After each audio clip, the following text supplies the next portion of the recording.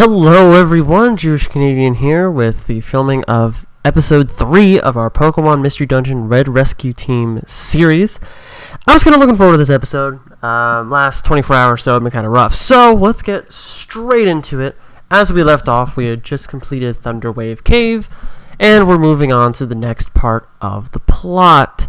Right now, we're experiencing the first of the dream sequences. This is sort of a very informative part of the game. This kind of gives you a bit more of an understanding as to why these crazy things are happening, specifically to you.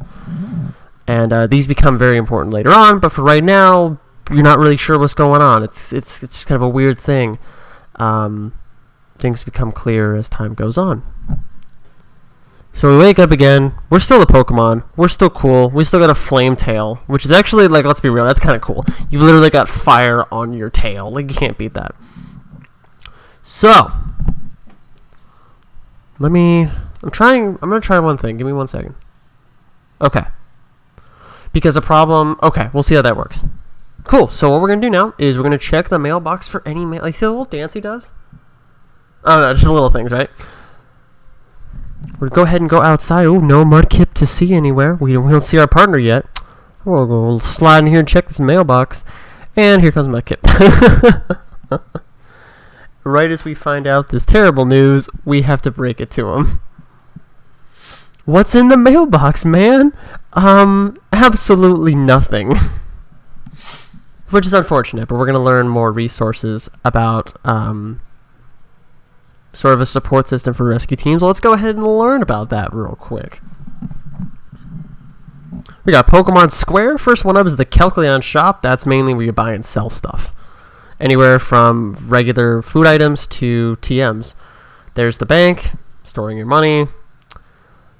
Linking your moves is one of the more interesting things in this game. So you can connect moves together and then use them in the same turn, which can make for some pretty good combos. For instance, you would use, like, Screech and Slash is a really good example of, like, a high-level usage of that. Pretty simple but high level. And then storage, so that you don't have to carry around everything. Because when you die in a dungeon, you lose a lot of your items. And all your money. It's pretty simple, pretty nice. I think 1 or 2 more of the shops get unlocked as you continue. But, yeah, we'll explore a couple of those a little bit later. For right now, we want to get to the Pelipper Post Office, which is how we were getting everything so far from all the Pelippers.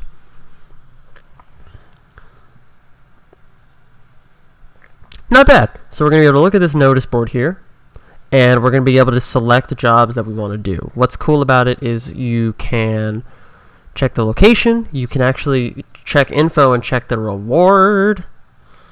There will be a lot of jobs I'm going to choose specifically on what the reward is. Let me try to find an example of a bad one. Like for this one, for instance, bad one. Just 100 poke. That's nothing. So I would normally ignore that one. I would accept this, and I would accept this. Because one's giving me a Reviver Seed, and the other one's giving me 100 poke, plus something else. We don't have Cherry Berries yet. Those heal paralysis, I want to say. So we're going to be able to accept both of those jobs. And then we can go in here. Since I already know how to do this, I'm just going to go ahead and do it. And we're going to be able to select Take Job in order to do the jobs. I've definitely forgotten to accept the jobs. It definitely sucks if you forget and like later on in the game. So just make sure you remember. Alright, so now we have 2 jobs we're going to go on. We're going to go back to Tiny Woods, which we saw in the first dungeon, but we're a bit more well equipped. You know, we got our toolbox. We're a bit more higher level, so we can kind of just walk through. And, well, let's just keep our money for right now. And we're not going to bother storing anything.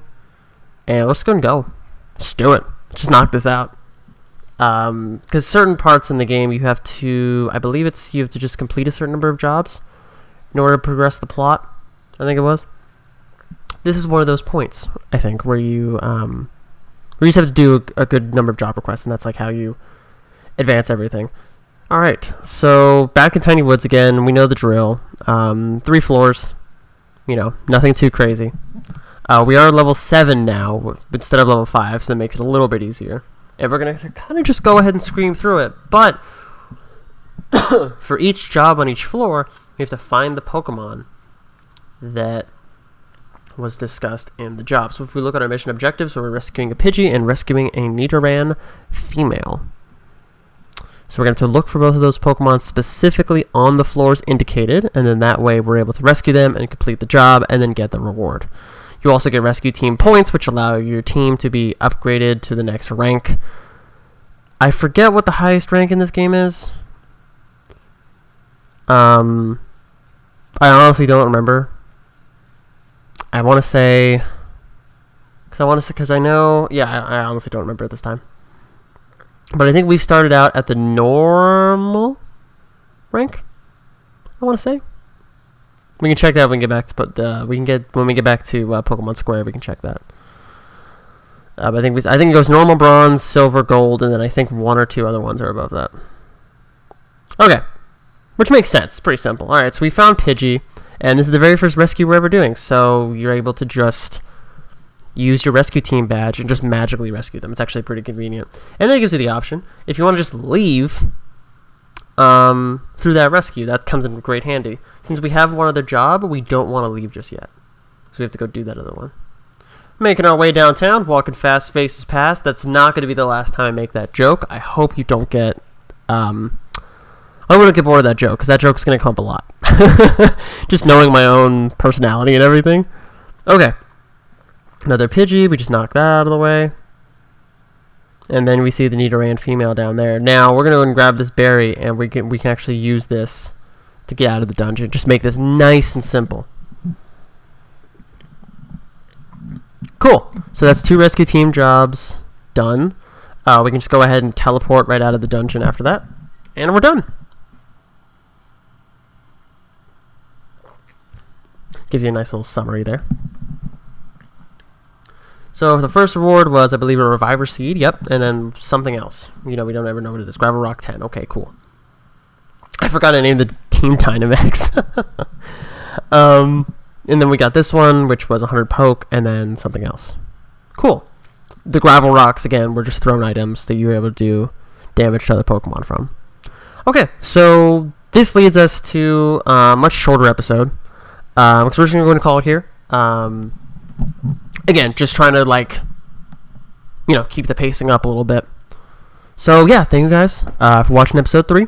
I hope you all enjoyed. And I hope you guys are strapped in and ready for this adventure. It's definitely a unique experience.